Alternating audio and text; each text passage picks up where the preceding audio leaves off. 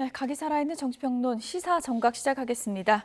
오늘은 이종근 시사평론가, 서용주 맥 정치사회 연구소장 두 분을 모셨습니다. 어서 오세요. 네, 안녕하세요. 네. 국민의힘 전당대회 첫 TV 토론회 후보들 간의 신경전이 치열했습니다. 주제어부터 보시죠.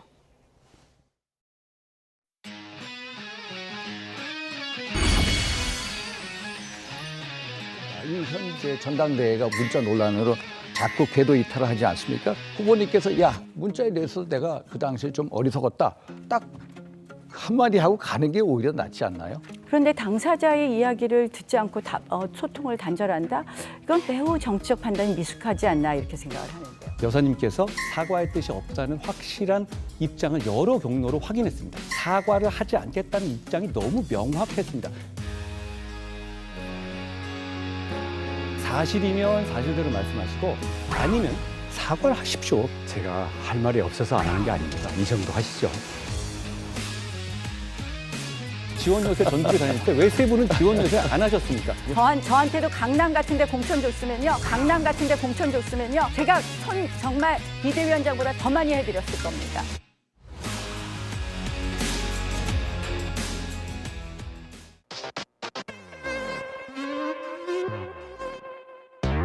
원희룡 후보는 사실 이번 전당대회 왜 나왔습니까?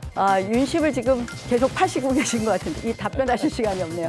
저를 건강하게 지지하는 사람이라면 네, 모든 됐습니다. 개파를 다 환영합니다. 자, 모든 개파를 환영하는 것 같지는 않으시더라고요. 무인도에서 함께 살아야 한다면 누구를 선택하겠느냐? 하나, 둘, 셋. 자, 왜 1번을 선택하셨습니까? 1번을 선택하면 2번도 따라올 것 같습니다. 1번을 선택하면 2번도 따라올 것 같습니다.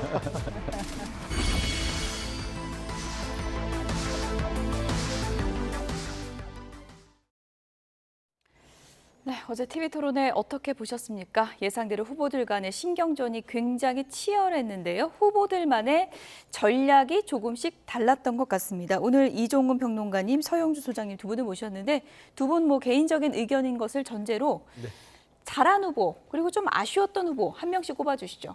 그러니까요. 제가 요즘에 계속 그 국민의힘의 전당대회 논평을 좀 하는데 자꾸 한동훈 후보가 그나마 낫다라고 하니까 제가 숨은 무슨 캠프 멤버는 아니시죠? 그렇죠. 예. 저는 따지고 보면은 국민의힘의 전당대회에 별 관심은 없어요. 예. 근데 객관적으로 평가를 하자 보면 전체 총평은 그렇습니다. 국민의힘 전당대회 그리고 TV 토론은 결국에는 용산의 우물안에서 벌어졌기 때문에 별 감흥은 없었다. 그러니까 저는 기대했던 바는 국민의힘이 재밌고 국민들의 관심을 끌려면 용산과 국민의힘의 어떤 정당, 당정 간의 수평적 관계에 대한 비전 제시를 했어야 되는데 그런 거 없이 대통령 배우자, 그다음에 대통령을 배신할 것이냐, 대통령을 지켜야 한다. 이 외에 그다음에 신변잡기밖에 없었기 때문에 저는 이 TV 토론에 대해서는 전체적으로 감흥이 없었다고 평론을 하고요. 후보 간에 봤을 때는 3명의 후보, 그러니까 국회의원 선수로 따지면 12선이잖아요. 원희룡 후보, 나경원 후보, 윤상현 후보 하면 12선의 그 세 후보들이요. 0선의 한동훈 후보 자체를 못 이겨먹었다. 좀 민망했어요, 보기에요. 그러면 대표적으로 원희룡 후보 자체가 그 본인이 한동훈 후보에 대한 사적 공천에 대해서 가족이 껴있다는 말에 대해서 아무런 대답 못한 부분. 나경원 후보 자체가 왜 전당대회에 돕지 않았냐고 했을 때 강남 같은 데 공천을 줬으면 했을 거 아니야. 민망하잖아요, 듣기에. 이런 것들을 총체적으로 봤을 때는 한동훈 후보가 가만히 있어도 득점을 하는 그런 상황이었다. 그래 좀 평가하고 싶습니다. 영선 후보가 득점했다. 같은 생각이십니까? 일단 한동훈 후보는 제외해야 될 것 같아요. 가장 잘한다 못한다가. 왜요? 왜냐하면 한동훈 후보는 워낙에 지금 조금 선두잖아요. 그러니까 이 판은 3대1. 누가 한동훈 후보를 잘 공략했느냐. 이 관점으로 봐야 된다고 생각합니다. 왜냐하면 한동훈 후보는 사실 방어적인 입장이기 때문에 자기가 특별하게 뭘 잘할 이유는 없어요. 이 방어를 어떻게 잘해내느냐에 대한 문제로 아마 평가를 해주신 것 같고 그렇다면 나머지 세 후보 중에 누가 제일 한동훈 후보를 잘 공략했느냐라고만 놓고 봤을 때는 나경원 후보가 보이더라. 어저께 전체적으로는 좀 이슈를 주도하는 것, 그리고 아까 말씀하셨던 부분 민망하게 보셨지만 사실 공격에 대해서 최선의 방어였다. 그러니까 나 동작구 줬으니까 이렇게 됐지라는 건 사실 위트도 있으면서 사실 방어를 한 것이고, 세 번째 한동훈 후보에 대해서 어쨌든 갖고 있었던 모든 문제에 대해서 자기가 주도를 했다. 원희룡 후보보다 더 앞서서 주도를 했기 때문에 나경원 후보가 보였고, 아쉬운 건 이제 물론 이제 원희룡 후보는 또 제외해야 된다고 봅니다. 워낙에 지금 어저께 이해할 수 없을 정도로 지금 굉장히 텐션이 낮았던, 떨어졌던 어떤 부분이기 때문에 윤상현 후보가 가장 또 그러니까 자기 역량을 발휘하지 못했다. 왜냐하면 제일 좀 뒤처지고 있기 때문에 훨씬 더 두각을 나타내고 한동훈 후보를 공략할 부분 공략하면서 자기를 보였어야 됐는데 의외로 제대로 공략을 못했던 부분. 전투력이 부족했다. 이렇게 두 가지로 두 사람을 꼽고 싶습니다. 나경원이 보이더라 이렇게 평론을 해주셨는데, 나경원 후보 어제 김건희 여사 문자 왜 대답 안 했냐 한동훈 후보를 향해서 공세를 퍼부었습니다. 잠시 듣고 오시죠.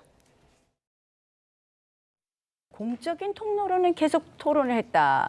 뭐 부분 사과를 요구했다고 하시는데, 이 문자를 받았다는 거, 대통령 부인이 문자를 보내왔다는 거 공적인 통로에다 말씀하셨습니까? 안 하셨습니까? 저는 당시에 이미 국민의 눈높이에 맞지 않다는 공개적인 지적을 한 상태였고, 그 상황에서 계속 대통령실에 사과가 필요하다는 것을 전달하고 있는 상황이었습니다. 그 과정에서 여사님께서 사과의 뜻이 없다는 확실한 입장을 여러 경로로 확인했습니다. 거기에 대해서 제가 사적인 연락에 대해서 답하는 것 자체가 이거는 오히려 분란의 소지가 될 수 있다고 본 겁니다. 대통령실 자체가 사과를 하지 않겠다는 입장이 너무 명확했습니다. 여사의 문자는 분명히 우리가 아무리 읽어봐도 이건 사과의 뜻이 있는 겁니다. 자, 대통령실은 사과하지 않는다고 해도 여사가 직접 그런 문자를 줬다면 이 부분에 대해서 문자 내용이 이러한데 우리가 다시 논의해봐야 되는 것 아닙니까? 하고 이야기해야 됩니다. 자, 원희룡 후보에게 질의를 하겠습니다. 죄송합니다. 제 주도권입니다. 네. 마지막까지 김건희 여사는 끝까지 사과를 하지 않고 있다라는 뼈 있는 말까지 한동훈 후보가 했는데, 결국은 한동훈 후보가 이렇게 명확히 얘기한 건 처음인 것 같아요. 대통령도 김건희 여사도 사과의 뜻이 당시에 없었다, 이렇게 명확하게 얘기를 했어요. 그리고 이런 얘기가 있었죠. 한동훈 후보가 대통령이 김건희 여사의 사과를 바라지 않았다. 사과하지 말라고 했다. 그 뜻이 아니라는 거잖아요. 그러니까 윤석열 대통령 자체도 김건희 여사가 사과하는 걸 반대했다는 것이고, 결국에는 지금 한동훈 후보가 이 토론회에서 말하지 못하는 부분들이 있었다는 게 어제 좀 여실히 드러났습니다. 그러니까 본인이 김건희 여사의 문자에 답을 못하는 것을 사과하지 않으려고 한 것으로 알고 있다라고 얘기한 거잖아요. 근데 그거를 따지고 보면 본인한테 모든 책임 전가를 하려고 지금 김건희 여사가 앞과 뒤가 다른 어떤 여러 가지의 전략적 접근을 했다라고 얘기한 거예요. 그리고 보면은 본인이 알아본 결과, 주변에 대통령실과 많은 사람들에게 알아본 결과 그 실명은 공개하지 못했고, 당시에 그런 정황들에 대해서 여기서 공개해버리면 전면전이 되잖아요. 그래서 딱 그 정도 수준인 것 같습니다. 말을 아꼈다. 근데 중요한 거는 제가 말씀드렸지만 정말 국민의힘 전당대회가 왜 대통령 배우자 문자 답했냐 못했냐, 그게 뭐 솔직히 국민적 입장에서는 대수입니까? 포인트는 이제 사과가 그때 이루어질 수 있었느냐, 이 부분이겠죠. 그렇죠. 근데 사과가 이루어질 수 있는 거는 왜 한동훈 후보한테 허락을 맡아야 됐는지 그 상황도 국민들이 이해는 하지 못해요. 결국에는 본인의, 그러니까 남편인 윤석열 대통령의 국정 운영에 도움이 된다면 배우자인 김건희 여사가 두 분이 상의해서 결정해서 하면 되는 것이지, 한동훈 후보의 총선의 어떤 정치적 입지에 도움이 되고자 내 사과를 결정해 주십시오. 이건 상식적으로 납득이 안 되잖아요. 그렇기 때문에 국민들이 봤을 때는 굉장히 국민의힘의 전당대회의 어떤 추세들을 민망하고 부끄럽게 볼 수 있다는 측면이고요. 저는 한동훈 후보 자체가 나중에는 얘기할 수 있을 거라고 봅니다.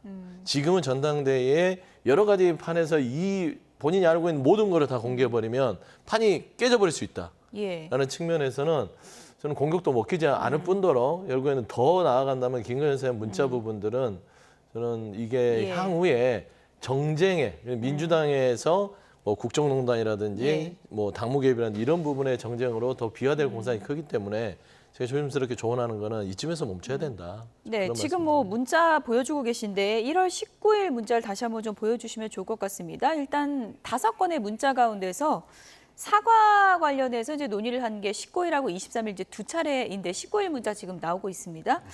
한동훈 후보는 어제 토론회에서 분명히 김건희 여사가 사과할 뜻이 없었다고 자기는 알고 있다라고 했는데, 문자 내용은 또 좀 달라서요. 네. 이 괴리를 어떻게 이해를 해야 되죠? 글쎄요. 그러니까 일단은 우리가 이제 그 문장을 볼 때 텍스트가 아니라 컨텍스트를 봐야 된다. 맥락을 봐야 된다. 예. 앞뒤에 어떤 상황들이 있었느냐.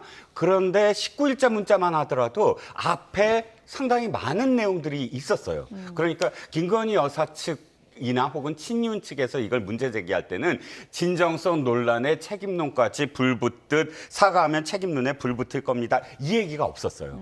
그런데 그 당시에 그 한동훈 후보 측에서는 그 부분이 있었다. 그런데 이렇게 공방이 벌어지다가 TV조선에서 이거를 다 공개를 한 이후에 이 대목이 있는 게 보이지 않습니까? 그러면 결국은 저는 한동훈 후보 측 얘기처럼 그럼에도 불구하고 사과하겠다 앞에 많은 내용들이 있었다. 즉 사과하면 이게 논쟁이 있고 그다음에 지난번처럼 10% 이상 떨어질 거다라는 얘기가 상당 부분 존재했으므로 근데 그럼에도 불구하고의 다음 얘기보다는 그 앞에 부분이 더 방점이 있었던 게 아니냐. 예. 보는 사람에 따라서는 또 듣는 사람에 따라서 그것도 굉장히 타당한 부분이 있을 것 같거든요. 무슨 뭐 해독 능력 따지는 것도 아닌데 참 여러 가지 해석이 나오고 있는 것 같고 김건희 여사가 당시에 사과할 뜻이 있었는가 이 부분과 관련해서 진중권 교수가 SNS를 통해서 이런 내용을 밝혔습니다. 함께 보시죠. 네, 김건희 여사와 총선 직후 전화 통화를 했다는 거거든요. 네. 한 57분 정도니까 1시간 가까이 긴 통화를 했다는 건데 김건희 여사가 대국민 사과를 못한 것은 전적으로 자신의 책임이라고 하면서 그 배경에 대해서 나는 사과할 뜻이 있었는데 주변에서 한 번 하면 계속해야 되고 그러다 보면 결국 정권이 위험해질 수 있다면서 만류해서 못했다 이렇게 얘기를 했다는 거예요. 네. 본인은 의사가 있었는데 누군가가 말렸다. 그 누군가가 누군지는 잘 모르겠지만요. 모르겠죠. 예. 근데 이제 여러 가지 펼쳐놓고 보면 말린 부분은 대통령일 수도 있고요. 주변에 이제 뭐 친윤 그룹일 수도 있는데 이 문장을 보면 결론적으로 사과의 의지는 본인한테 있는 거 아닙니까? 말려서 본인의 의지가 바뀌었다면 본인은 사과할 의향이 없는 거잖아요. 그거 당연한 거 아닙니까? 그러니까 저는 이 부분은 앞에는 다 사족입니다. 사과할 의향이 있었고 사과해야 되고 제 책임인데 남들이 말려서 나는 그 의지를 꺾었다. 그러니까 나는 사과할 생각이 없다. 이게 맞는 거 아니겠어요? 그러니까 이 부분과 함께 저는 어제도 그랬지만 1월 19일 날 김건희 여사의 문자를 봤잖아요, 방금. 예. 그러면 한동훈 후보, 그 당시 위원장한테는 사과를 하겠다고 막 정말로 진심 어리게 보내놓고 1월 19일 날 보도를 보니까 또 여권 인사한테는 이 사과를 하게 되면 민주당에서 물어뜯을 것이다, 달려들어서. 그래서 사과를 못 하겠다는 예. 다 같은 날 다른 문자를 보낸 겁니다. 과연 이게 무엇일까? 한동훈 당시에 비대위원장이 몰랐을까요? 이런 사실을 알고 나에게 책임을 전가시키려고 하는 고도의 전략이 들어왔구나. 보통 우리가 이제 우스갯소리로 사극이다. 사극이라는 게 앞에서는 뭔가 점잖은 척하면서 뒤에서는 궁중함투가 벌어지잖아요. 저는 그렇게 판단해서 공산이 크기 때문에 과연 국민들이 한동훈 후보 말을 믿을지 김건희 여사의 메시지와 여러 가지의 사과의 진정성을 믿을지는 결국에는 선거의 여론조사를 통해서 결과치로 나오지 않을까. 저는 그렇게 좀 평가하고 싶습니다. 진중권 교수가 김건희 여사와의 이제 통화 내용, 57분 통화 내용을 공개를 했는데 이런 내용도 있었습니다. 아울러 김건희 여사가 이런 얘기도 했다라는 거예요. 내가 믿는 주변 사람 중에 사적인 이익만 챙기는 이가 있다는 걸 내가 알고 있다. 이렇게 얘기를 했다는 거예요. 네, 그렇습니다. 사실 이 부분도 조금 이해가 안 가는 게 첫 번째는 진중권 교수한테 이렇게 자주 연락을 하는구나라는 사실을 우리가 깨달았어요. 굉장히 오랜만에 전화를 한 거라. 2년 만이라고 예. 하고 2022년부터 그러니까 검찰총장을 그만두고부터 계속 연락을 했었던 사이라는 거를 우리가 괜히 왜 알아야 되는지 모르겠습니다. 예. 첫 번째는 이건 다 이철규 의원이나 혹은 또 친윤 쪽에서 진중권 교수를 공격하다 보니까 이렇게 나왔죠. 진중권 교수가 지금 한동훈 비대위원장이 보여준 문자 때문에 이렇게 얘기했다. 한동훈 예. 비대위원장으로부터 진중권 교수한테 나왔다. 이렇게 되니까 진중권 교수가 이것까지도 다 폭로한 거 아닙니까? 나는 직접 통화하는 사이야. 뭐 그것 자체가 말이 안 되고 두 번째는 시시콜콜이 지금 다 얘기를 하고 있어요. 내 주변에 이런 사람들이 있다. 난 그런 사람들의 말을 믿고 있다. 그래서 상황이 이렇게 됐다. 믿어달라. 이런 이야기가 왜 진중권 교수가 이렇게 상의를 해야 되는 부분인지 이것도 사실은 공적인 부분을 사적인 어떤 인연에 있는 사람한테 다 시시콜콜이 얘기하는 거 아닙니까? 그리고 지금 저는 동의하는 게 당시에 1월 22일자 예. 동아일보에 이게 나와요. 지인들한테 전부 다 문자를 했다고. 그러니까 사과하면 큰일 난다는 문자를 했다고. 예. 당시 1월 23일자로 동아일보가 보도를 한 거예요. 지금 보도한 게 아니고. 그러면 그 당시에 이미 다 알려진 사실이거든요. 어느 정도는. 예. 그러면 본인이 굳이 나는 다른 사람들 때문에 내가 판단을 잘못했다라고 이야기할 이유가 무엇이었을까? 저는 예. 그것도 역시 부적절한 지금 해명이 폭로되고 있다라고 생각을 합니다. 진중권 교수는 그렇다면 네. 이 시점에서 김건희 여사의 통화 내용 저 부분 왜 공개했을까요?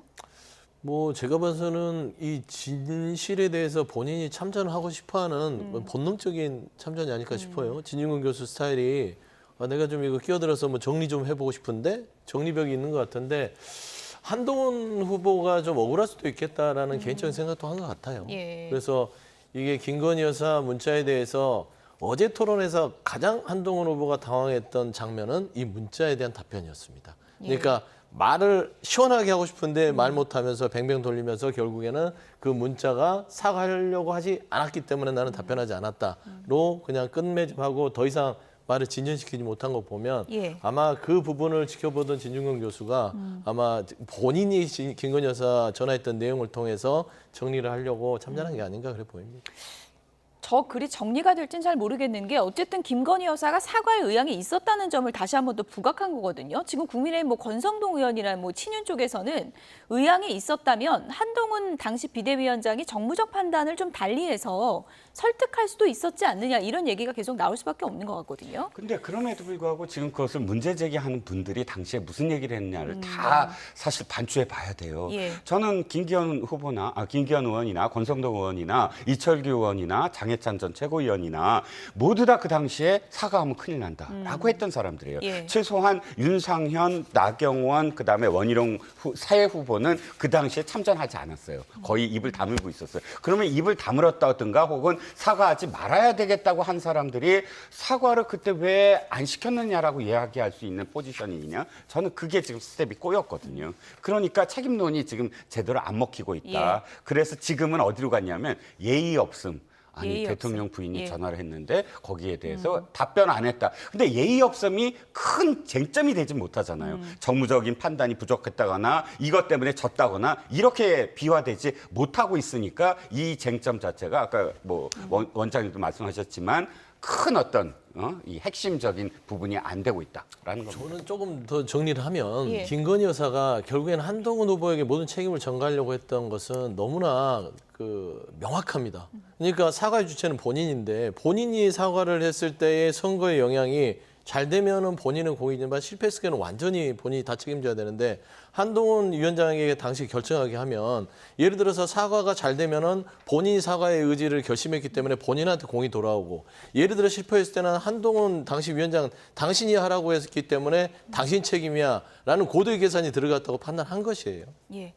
그 심리에 대해서는 분석과 분석입니다. 추측만 있을 네, 뿐이지 저희가 뭐 그렇습니다. 정답은 네. 지금 낼 수 없는 상황인 것 같고 어제 토론회에서 원희룡 후보와 한동훈 후보 간의 대결도 관심을 모았죠. 뭐 최근에 이러다 원한 관계가 되는 거 아니냐라는 말이 나올 정도로 원희룡 후보의 공세가 강했었는데 어제 분위기는 좀 달랐습니다. 함께 보시죠. 원희동 후보께서 7월 7일 날 JTBC 인터뷰에서 한동훈이 가장 가까운 가족, 인척과 공천 논의를 했다라고 하셨고 구체적으로는 조금 이따 밝히겠다라고 육성 인터뷰를 하셨습니다. 사실이면 사실대로 말씀하시고 아니면 사과를 하십시오. 제가 할 말이 없어서 안 하는 게 아닙니다. 이 정도 하시죠. 아니요. 네. 할 말 있으시면 여기서 해주시면 좋겠어요. 제가 그런 건 아니고요. 어제 선관위 원장과 우리 비대위원장께서 정말 그 정치 대선배들이 우리 네 후보를 놓고 거의 읍소하다시피 호소를 했고요. 자, 이러면 여쭤보겠습니다. 저희들도 일단 거기에 그러면 대해서 저에 대해서 하신 수용을 말씀, 했습니다. 저에 대해서 하신 그 비방 유지하십니까? 더 이상 언급을 안 하겠습니다. 네. 일단 그 공방으로 아니, 가는 것 자체가 저는 우리 원희룡 당원들과 후보님이 국민들에게 원희룡 후보께서 일방적으로 거짓말을 해놓고 그냥 안 하겠다? 저 국민들께서 상당히 허탈하게 생각하실 것 같습니다. 예, 이 지적을 나경원 다 후보님? 감수하고라도 일단 저는 상호 다투는 모습에 지적을 일단 감수하시면 중지하겠습니다. 반성하시고 사과를 하셔야 되는 거죠. 그렇지 않습니까? 어제 공세를 퍼붓는 쪽은 오히려 예상외로 한동훈 후보 쪽이었는데 이게 보고 나니까 아니 원희룡 후보 전투력 다 어디 갔습니까? 어제는 뭐 전략이었을까요? 아니요, 어저께 이 부분만큼은 좀 예. 스텝이 꼬였어요. 왜 꼬였냐면 예. 인척이라는 부분 때문에 꼬였어요. 그러니까 실제로 공방을 벌이는 건 공방 벌일 수 있어요. 예. 한동훈 후보의 사천 논란은 당시에 있었어요. 그러니까 이철규 당시 그 의원이 공식적으로 그 비대위원, 아까 그 비례대표 예. 명단을 보고 이건 뭐냐 하고 문제 제기를 했을 때 언론들이 사천 논란이라고 있었어요. 예. 그런데 그 사천 논란이 지금 원희룡 후보가 인척이 개입됐다고 얘기했잖아요. 그러면 상당히 사실 공방이 들어갈 수밖에 예. 없어요. 인척이 어떻게 했느냐. 한동훈 후보야 당연히 그걸 물을 수밖에 없고. 그런데 문제는 거기에 대한 답변 준비가 안 돼 있었다. 왜냐하면 인척에 대한 대답을 하려면 예. 누가 예를 들어서 장인 아니면 뭐 처남 아니면 부인 정확하게 얘기를 해야지 이게 답변이 되지 않겠습니까? 예. 그러니까 그게 준비가 안 돼 있으면 스텝이 꼬일 수밖에 없지 않겠습니까? 예. 지금 그렇게 된 거죠. 근데 뭐 충분히 예상 가능한 질문이었을 텐데 네네. 뭐 이준석 의원 같은 경우에는 어제 원희룡 후보가 너무 집중력이 떨어지더라 이렇게까지 얘기를 했거든요. 어떻게 보셨어요? 그러니까 제가 이제 그 원희룡 후보의 출격부터가 제가 그 태생이 용산에서의 5도 출격이다 보니까 본인의 색깔을 못 보여주는 전당대를 치르고 있다. 제가 늘 이렇게 지적을 했거든요. 원희룡 후보는요. 최근에 양평고속도로 문제에 있어서 일타 강사까지 오를 정도로 억지를 쓴 부분에 있어서는 둘째 가름 서러운 분이라고 저는 생각을 합니다. 그럼에도 불구하고 한동훈 후보가 직격을 했어요. 가까운 친척과 가족이라면 누구냐? 라고 했을 때 억지를 부려서라도 얘기를 해야죠. 이런 얘기들이 있더라. 가까운 친척이라면 누구겠느냐? 뭐 장인일 수도 있고 누굴 수도 있고 검찰 관계된 볼 수도 있다. 예. 이거는 나중에 상세하게 밝혀드리겠다. 치고받을 수 있는데 거의 성관이 핑계를 대면서 우리 이 공방을 논의하는 것들은 국민들이 좋지 않습니다. 저는 한 25년의 원희룡 그 후보의 정치사 중에 가장 흑역사가 될 수 있는 장면이라고 평가했습니다. 그리고 두 번째는 뭐냐면 본인도 법을 잘 알기 때문에 법률가로서 저는 이게 공개적으로 허위의 사실을 했을 때 법적 조치가 들어갈 수 있다. 예. 가장 크게 그걸 우려한 것 같아요. 왜냐하면 한동훈 후보는 그렇습니다. 이게 원한 갈등이 있다 하더라도 전당대회이기 때문에 나중에 품을 수 있다는 여지를 가지고 있다고 봤을 때는 예. 그러나 가족을 건드렸을 때는 이건 법적 조치가 들어갔다는 것을 감을 잡은 것 같아요. 그래서 말을 못하는 것이고 예. 제 생각에는 여기에서 만에 하나 거짓말이 아니라 사과를 하는 순간 이 전당대회 게임은 끝납니다. 원희룡 후보는 이 거짓말을 한 후보가 되기 때문에 예. 더 이상 어떤 말을 하더라도 전당대회를 다 뗄 수가 없기 때문에 예. 저는 그런 딜레마 가운데서 굉장히 당혹스러운 상황에 처한 그런 모습이었다 그렇게 봅니다. 어제 되도록 말을 아낀 원희룡 후보가 오늘 아침 인터뷰에선 또 이런 의혹 제기를 했습니다. 들어보시죠. 사과하든지 밝히라. 밝히든지 사과하라. 예. 예, 밝히면 지금 그걸로 이 전당대회가 다 덮여버립니다. 사과하라? 그건 제가 거짓말을 했다는 건데 거짓말 아닙니다. 예. 그렇기 때문에 자 계속 밝힐 때가 있을 거라고 한 건데요. 그렇죠. 근데 이 과정에서 국민의힘의 정체성. 이 과정에서 예. 갑자기 끼어든 사람들, 갑툭튀들이 많이 있었고요. 실제 비례대표 명단을 말씀하시는 거죠? 선거가 끝난 다음에 제가 쭉 이렇게 전반적으로 취합을 해봤더니 네. 문제가 매우 심각하다. 그리고 이걸 아는 사람이 극소수다. 예. 전부 모든 시계침이 두 방향을 가리키고 있었습니다. 위원장님의 주변 인물들, 네. 그다음 검찰 출신의 측근, 요 두 방향을 향하고 있었기 때문에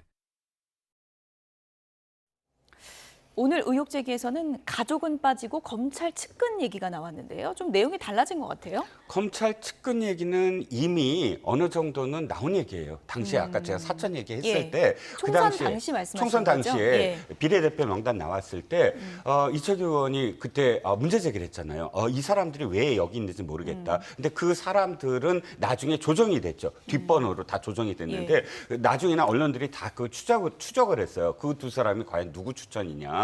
그래서 대통령실에 추천이다. 내지는 대통령실에서 나와서 지금 이번에 후보로 된 모 후보의 추천이다. 이런 얘기들이 계속 있었습니다. 그러면 어느 정도 있는 사실을 갖고 지금 이야기하는 것은 상대가 되는데 예. 아까 말씀드렸죠. 인척 문제는 아무 데도 근거가 없는데 그걸 예. 계속 말했다가는 말씀하신 법적 대응이 들어오거든요. 지금 이 얘기는 어쨌든 어느 정도는 당시에 있었는데 다만 한동훈 당시에 있었다는 게 얘기가 있었다는 거지 사실로 하는 건 사실이 아니라 그 아니잖아요. 말씀을 드리려고요. 그죠? 예. 한동훈 비대위원장과 직접적으로 관련이 있느냐는 건 언론에 안 나왔었어요. 예. 다만 대통령실에 추천 내지는 대통령실에서 근무하던 모 비서관의 추천 이런 이야기는 나왔었죠. 그러니까 예. 지금 그걸 근거로 해서 검찰 뭐 인사 이렇게 얘기가 나옵니다.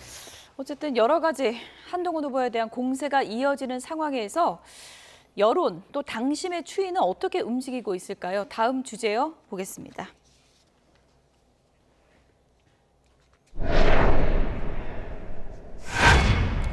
문자 익십 논란에도 어대한인 걸까요? YTN이 국민의힘 당대표 선거 판세를 예측하기 위해서 여론조사를 실시했습니다. 함께 보시죠. 네, 먼저 국민의힘 지지층 및 무당층 1,074명을 대상으로 국민의힘 당대표 적합도 조사를 한 결과입니다. 지금 보시는 대로입니다. 한동훈 후보 45, 원희룡 후보가 11, 나경원 후보 8, 윤상현 후보가 1 이렇게 나오고 있고요.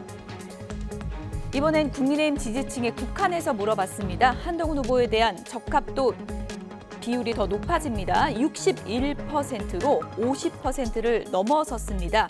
원희룡 14, 나경원 9 이렇게 나오고 있는데요. 이 결과대로라면 결선 투표 안 갈 가능성이 높다고 볼 수 있는 거겠죠. 지역별로 보겠습니다.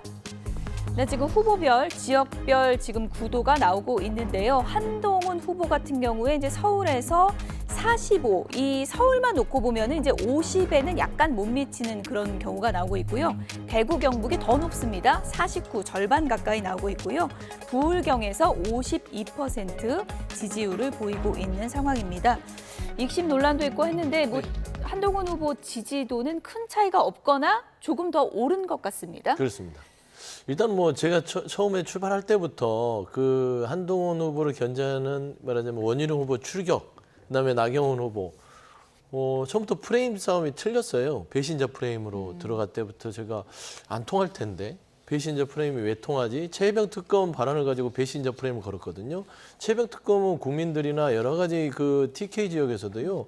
보수층에서도 이 부분은 털고 가자라는 여론이 높은데 이건 배신자 프레임이 안 된다. 그다음에 두 번째 김건희 여사 문자가 등장했어요. 더 강한 게 등장했는데 이 문자 대응을 한동훈 후보가 잘했죠. 처음에는 태도의 문제, 어떻게 감히 대통령 배우자의 영부인의 문자를 씹느냐. 이건 아주 오만불손하다. 그러면 대통령도 나중에 손절하겠구나 했더니 한동훈 후보는 공과 사를 저는 구분하는 사람입니다. 이건 무슨 얘기냐면 윤석열 정부와 윤석열 대통령 부부와는 다릅니다. 공사를 구분하지 못하고 인간적인 처신을 통해서 국정을 운영하니까 이 모양 이 꼴 아닙니까? 라는 행간을 던진 거거든요. 그러니까 결국에는 지지층에서도 공사를 구분하고 떡 부러진 한동훈 후보가 더 낫겠다. 라고 한다는 것이고 두 번째, 사과를 받아내서 그거를 총선에서 활용했어야 되는데 총선 책임론. 그랬더니 김건희 여사는 사과라도 없었기 때문에 저는 그 부분을 받아들일 수 없습니다. 그러니까 두 가지 포인트를 다 방어를 잘해버렸어요. 그렇기 때문에 저는 이제 더 이상은 결선 투표까지도 안 갈 상황까지 처하지 않았냐 그렇게 좀 평가가 되네요. 조금 전에 보여드렸던 지역별 적합도 조사 그래픽 다시 한번 좀 보여주실까요? 아무래도 당원들이 TK 지역에 많기 때문에 TK 민심이 상당히 중요할 텐데 수도권보다도 높게 나오네요. 그렇죠. 지금 보시면 수도권과 지금 TK, 근데 TK가 가장 높고 수도권이 거의 따라가고 있지 않습니까? 이 지금 당원들의 어떤 분포를 보면 TK가 거의 한 40%, TK, PK 다 합쳐서 영남이 40-50% 되고 수도권이 30%예요. 그러면 이 두 지역에서 선두라면 상당히 지금 고착화되고 있다, 흔들리지 않고 있다라는 것이고요. 이유는 이걸 거예요. PK, TK 쪽에서는 지금 순혈주의 이런 것보다 더 중요한 건 앞으로 선거를 어떻게 치를 거냐, 선거에서 이기는 방법이 뭐냐, 전략적 어떤 투표, 전략적 사고 이걸 하거든요. 이미 그게 이준석 대표를 당선시킬 때 드러났고요. 그렇기 때문에 지금도 윤 대통령과 친하다 안 친하다가 중요한 게 아니라 다음 지방선거, 그 다음 대선을 누가 이끌어야 선거에서 이길 수 있느냐, 그런 전략적인 어떤 판단을 하고 있는 게 아닌가 봅니다. 앞으로 몇 차례 TV 토론이 더 남아있기 때문에 또 어떤 변수들이 있을지 좀 지켜보겠습니다. 다음에 민주당 얘기로 넘어가 보도록 하겠습니다. 보여주시죠. 연임 도전을 이재명 전 대표가 오늘 공식화했습니다. 사실상의 대권 도전을 염두에 둔 기자회견 아니었냐, 이런 분석까지 나오고 있는데요. 어떤 내용이 담겼는지 들어보시죠. 에너지 대전환과 인공지능 시대라는 새로운 변화에 발맞춰 신성장과 기본사회란 새로운 국가 비전을 준비해야 하는 것처럼 당원 중심 대중정당으로 더 큰 변화, 확실한 변화가 필요합니다. 더 많은 민주당원들이 더 큰 자부심과 열정으로 더 단단하게 뭉쳐 다음 지방선거에서 더 크게 이기고 그 여세로 반드시 다음 대선에서 승리해야 합니다.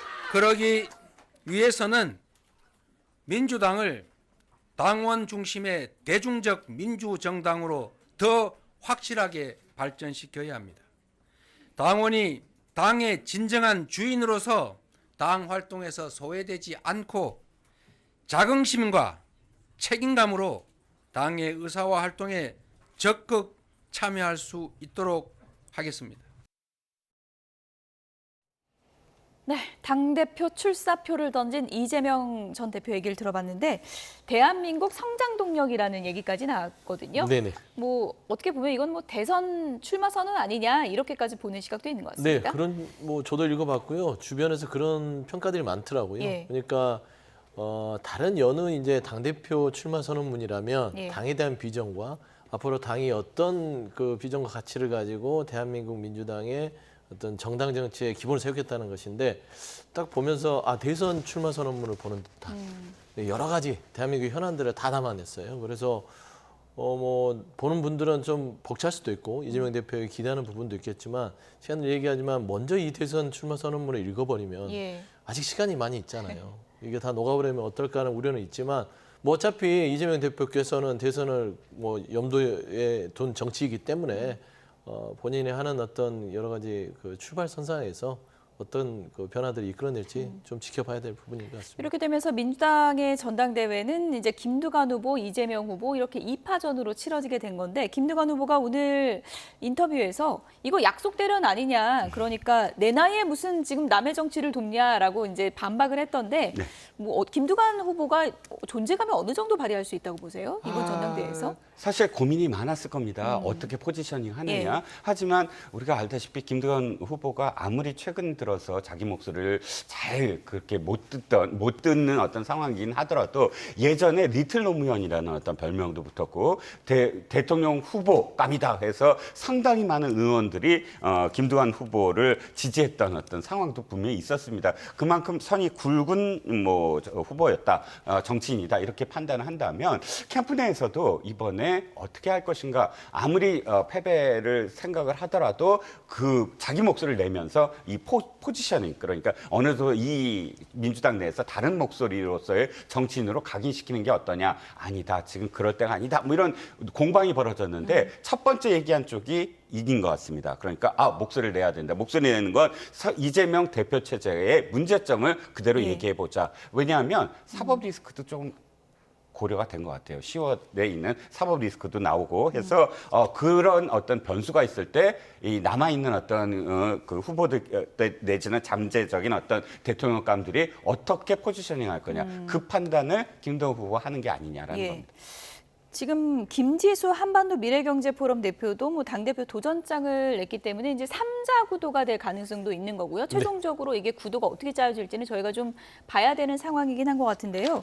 끝으로 이게 이번 전당대회가요, 구도가 뭐 개파 대결로 갈까요? 어떤 식으로 갈까요? 개파 대결로를 갈 수는 없는 지금 당 상황이죠. 친문 친명 이렇게 안 갑니까? 그런 거 없습니다. 있었으면은 그 김두관 후보 자체가 뭐 친문 후보다라고 분류가 됐을 텐데, 그냥 독자적인 개인 판단인 것이고요. 더 많은 그 후보들이 나와서 차라리 개파 경쟁을 하는 것들이 건강한 민주당이었을 수도 있죠.